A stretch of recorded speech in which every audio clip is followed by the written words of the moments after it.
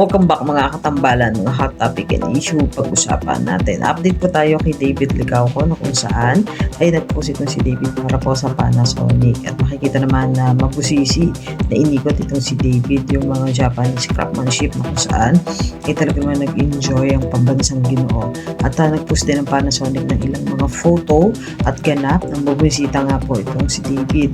At makikita naman na napakagwapo ng pambansang Ginoo. Samantalang isa pa nga po sa latest post itong si David ay yung picture niya matapos nga po yung ginagawa niyang pag-workout. At si David nga po ay may pinaghahanda ang fitness competition na kung saan ay gaganap naman sa Taiwan. Nakikita yung ilang mga photo at video na ginagawang ensayo nitong si David. Ito nga po yung preparasyon niya para doon sa paglaban niya sa fitness competition.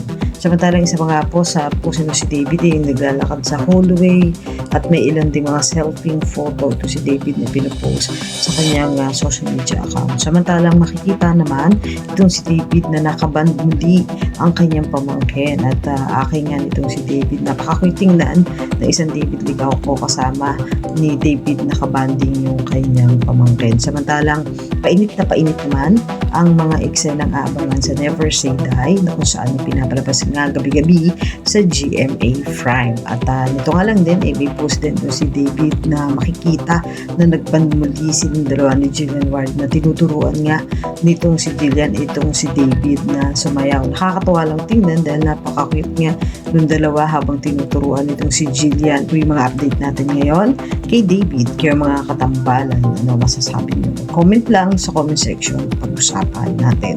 Yan ang mga hot topic and issue dito lamang sa Tambalang GK.